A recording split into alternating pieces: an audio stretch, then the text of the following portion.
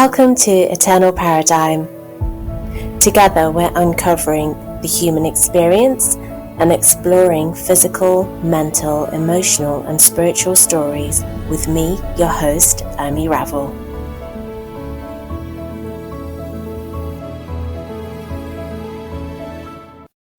Recently, two of my friends have decided to become vegetarian and to try and follow the diet. Well, they're definitely going to give it a go after being inspired by a documentary. Both of them have never really had to think about the impact of their lifestyle choices on the environment before. So occasionally they would take part in a, say, for example, walk to school day or use public transport instead of their cars. Now, what I found interesting when I was talking to them is that both of them said that adjusting their diet would be very difficult.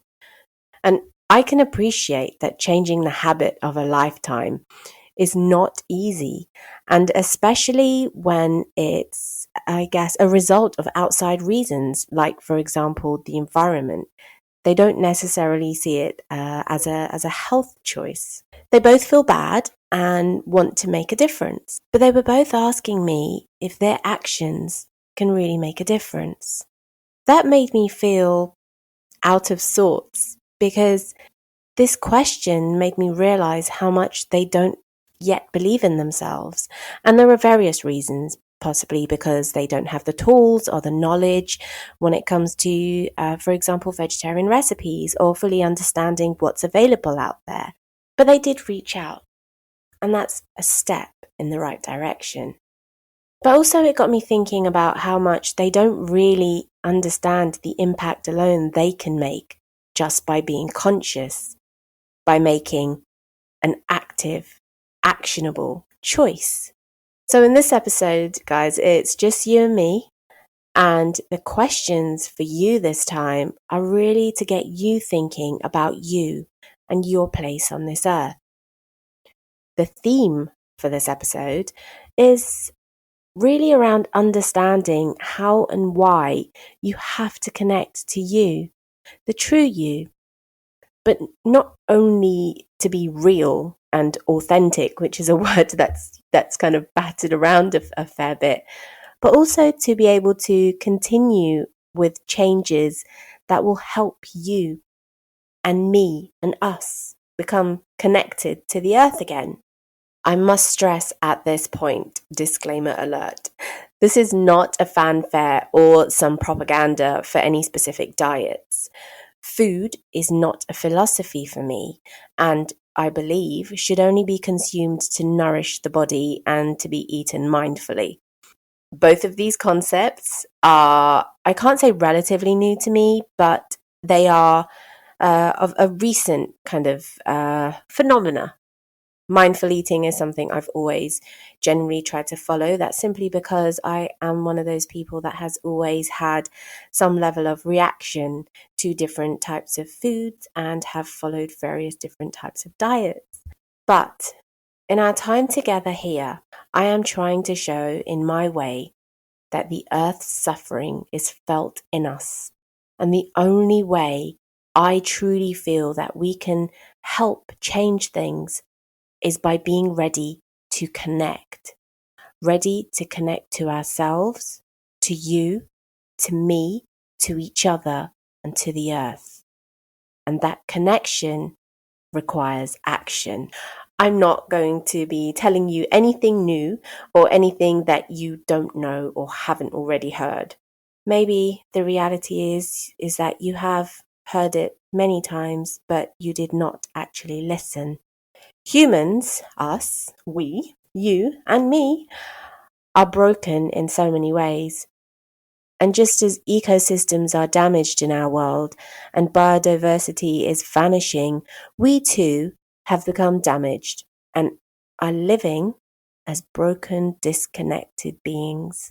I have been asking myself, can we truly understand how to help the earth move away from the destructive path we're pushing it along, the destructive path that it has come to, when we have willingly accepted that we are not enough and therefore not worthy of being? It's dawned on me that we have become intrinsically disconnected from our absolute connectedness to each other and to the planet. We have become happy to some extent, or happy to conform, to accept unhelpful reverberations and unhelpful vibrations that have pushed us to this point. I feel like we have forgotten that we are symbiotic with the earth. I mean, after all, we are made up from actual matter, materials, and minerals that are all found here on earth and also in the universe.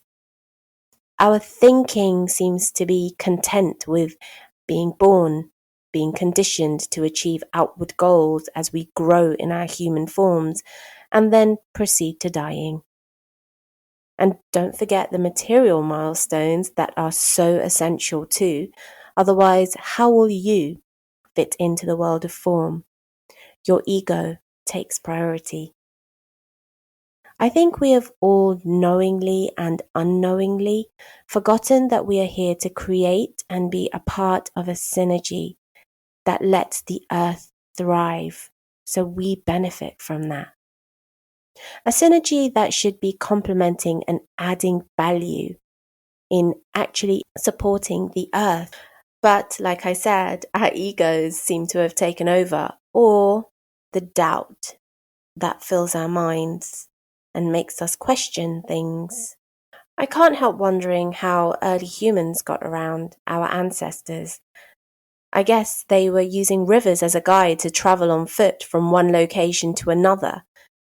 They were exploring this amazing earth and lived a day-to-day existence. They lived and breathed in nature. They thrived within it. Now we travel on predetermined routes with signs, and we even know where we're actually going. And yet the irony is that we are so lost within ourselves. We are told about the importance of the environment and taught how to modify our behaviors to stop the continued damage to our surroundings. But I truly feel that we have over-egged our abilities as so-called intelligent beings with our sense of intellect. Intellect is useless, especially when your mind plays tricks on you. We have hit a stage or a point where intellect or brain power alone will no longer help us to fix the broken ecosystems that we have become or mend the damaged biodiversity. We need to fix ourselves. It's not too late. We need to feel empowered within ourselves to be able to fully comprehend where we are at now and understand what we have caused around us. And more importantly, how we are going to change this. Because, like I said, there is still time. Science, spirituality, and even cultural beliefs and ideas tell us that we are not able to operate as lone beings. We're not here to be alone. But it takes one brave move from one courageous person. That person had to start somewhere. Now imagine when all of us follow suit too. All of us are consciously taking action. It will be a wave of change. As individuals and as collective groups, we are so diverse and yet not such a real, not an important part of the Earth's ecosystem. The Earth can truly do without us, but can we do without it? The reality is, we are not as important to the Earth as we think we are. So my question to you is this: do you think the Earth belongs to you? Or do you belong to the Earth? We have evolved in a way that has ultimately damaged us. And this has, in turn, damaged our planet. And the damage to our planet continues to damage us further. This is a cycle that has to be stopped, surely. Our behaviors had the most immense impact on our surroundings and in turn to ourselves. Do we truly understand that? Or are we still sitting here blaming? We have a dream or a vision, we strive to achieve it, and there's a short-term angle or a quick gain. But no one stopped to think about what their children would inherit if they carried on with their irresponsible ways, with our irresponsible ways. They're not just our children, yours and mine. They are future generations, whether we go on to have our own children or not. Instead, I feel like we only understand inheritance to mean wealth, not actual spiritual wealth that I truly believe is connected to nature and environmental wealth. As humans, we have become so removed from our realities, and as a result, we have caused such immense damage to ourselves. I keep saying this, and to the environment and to our planet. The damage I refer to here, when it comes to ourselves, includes anything from self-neglect, self-loathing, feeling big in a small world, questioning our abilities to change for good, and worse still, feeling invincible while destroying everything around you while dying from inside. These cycles are not just recognizable traits in people, but these have become the essence of the systems and structures of our societies. Conquering and staking claims over what has been gifted to us. This is not the way to grow or increase the power of true human potential. As people, I feel, we are incredibly ill-equipped and don't fully understand the need for self-awareness, which in my experience is a critical part of feeling connected, responsible, and being able to affect change. True change comes from within. Honest action comes from feeling connected and a part of the universe. As I said, these are my insights, questions, observations, and just learning during my journey. I'm now going to throw a whole barrage of questions your way. Where is your responsibility in this? Where does your accountability lie?